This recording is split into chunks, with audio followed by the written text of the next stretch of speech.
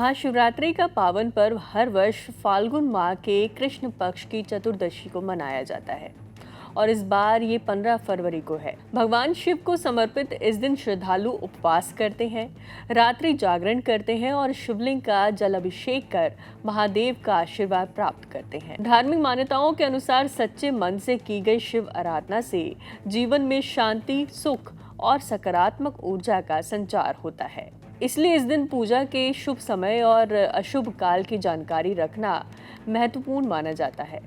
इस वर्ष महाशिवरात्रि पर भद्रा काल और राहु काल दोनों का संयोग बन रहा है, जिसे लेकर कई लोगों के मन में भ्रम की स्थिति है। पंचांग के अनुसार भद्रा का समय 15 फरवरी की शाम 5:04 से शुरू होकर 16 फरवरी की सुबह 5:23 तक रहेगा। हालांकि धार्मिक ग्रंथों में उल्लेख है, जब भद्रा का निवास पाताल लोक में होता है तो पृथ्वी पर शुभ कार्यों पर उसका प्रभाव नहीं माना जाता। इसलिए भक्त अपने श्रद्धा और विश्वास के अनुसार पूजा कर सकते हैं, लेकिन फिर भी शुभ मुहूर्त में पूजा करना अधिक उत्तम माना जाता है।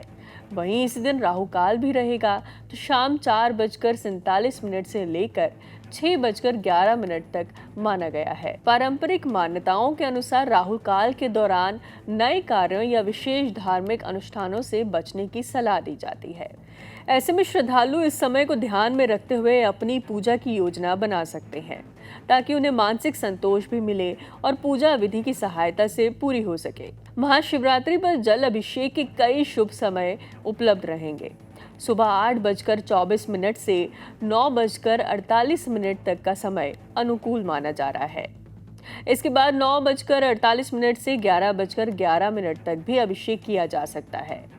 करीब 11:15 बजे से दोपहर 12:35 का समय विशेष रूप से श्रेष्ठ माना गया है। वहीं शाम को 6:11 से 7:47 के बीच भी श्रद्धालु शिव का जल अभिषेक कर सकते हैं। जल अभिषेक करने से पहले स्नान कर स्वच्छ वस्त्र धारण करने चाहिए और मन को शांत रखना चाहिए। पूजा की शुरुआत शिवलिंग पर जल या गंगा जल चढ़ाकर की जाती है।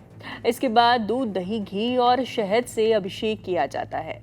अंत में बेलपत्र, फूल और अन्य पूजन सामग्री अर्पित कर मंत्र जाप किया जाता है। माना जाता है कि श्रद्धा और नियम पूर्वक किया गया जल अभिषेक भगवान शिव को प्रसन्न करता है और भक्तों की मनोकामनाओं को पूर्ण करने में भी सहायक होता है।